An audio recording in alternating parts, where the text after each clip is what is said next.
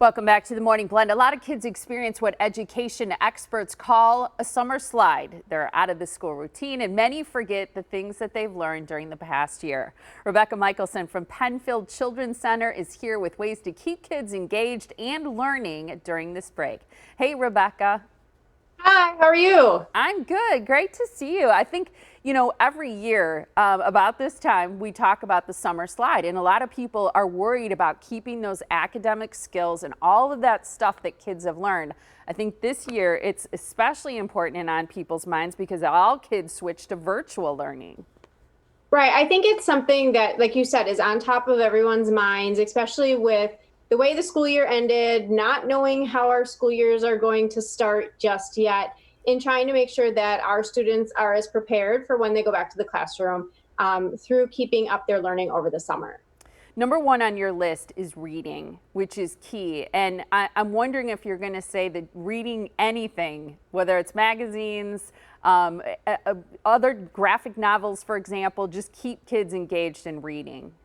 Yeah, I mean, it's anything that a child can read. So reading books, signing up for your summer reading programs at a lot of your libraries. Even if you can't physically go to your libraries, there's ways that a lot of the libraries have converted to being able to do that online. Having your kids, read aloud to younger siblings, or even, can they read aloud to a family member over a Zoom call, or having family members actually reading to them too, because it's not only them practicing their own skills when it comes to reading, but it's also, it's how do you fluently read? And so hearing that from somebody who's role modeling it for them is a great way to work on those reading skills as well. You also suggest exploring, which I love, getting outside. It can even be in the safety of your backyard. Right. I mean, there's so much we can learn about just in our own communities and outdoors. I know even in our own home, I've been surprised the number of different birds that we've seen in our backyard this year that we haven't seen in the past. So we're learning about the different birds. We're exploring maybe the plants that we're putting in a little bit more, or as we walk around the neighborhood, learning about other flowers that people have planted in their yards as well. That's fun. Your third suggestion I love, and I think there's so much opportunity to learn in the kitchen. Yes. I mean, there's so many fun ways that we can incorporate math skills, reading skills. You can even throw some science skills in there. Having the kids read those recipes, weigh and measure out ingredients are ways that you work in those math skills. Even making popsicles. How do we take a liquid juice and turn it into a frozen popsicle? How does that happen? So there's so many ways that in just doing a fun activity builds those skills in. And we so often think of young kids in the kitchen. I have teenagers and beyond, and I will say they love being in the kitchen too. So don't rule out the older kids as we focus on early learning, but also teaching healthy eating habits and visiting a farmer's market. Yeah, taking a trip to your local farmer's market, exploring all the variety of fresh fruits and vegetables that are out there, maybe encouraging your children to try a new fruit or vegetable, maybe that they haven't seen or tried before.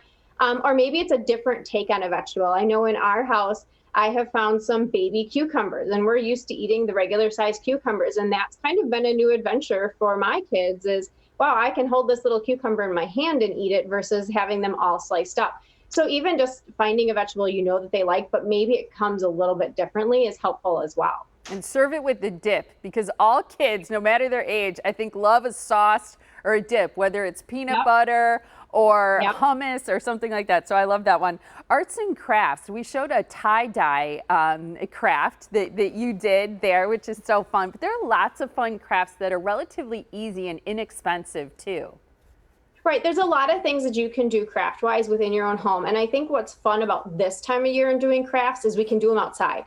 So if you're a parent who maybe doesn't like a huge mess in the house with some of these crafts, we can do it outside, which makes cleanup a lot easier. And that's where the tie-dye milk was an awesome one, because we could do it out in the backyard and be able to not worry about spilling anything or staining anything. It was all contained to the outdoors.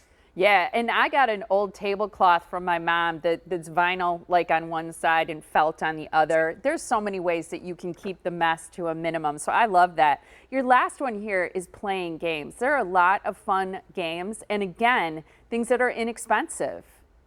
Right. I mean, I think the other thing that we have to think about when it comes to learning with our kids is also just the general bonding time that we have with them.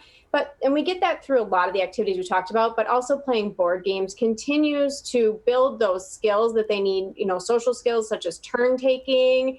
But also, it just gives them that sense of attachment and that bonding and their memories that they're going to remember. Yeah, and memory is another good thing that's tested with games. Thank you so much, Rebecca. Great ideas there. Thank you. Keep kids engaged in learning this summer. And for more early learning tips for families, visit the Kohl's Building Blocks site. That's penfieldbuildingblocks.org.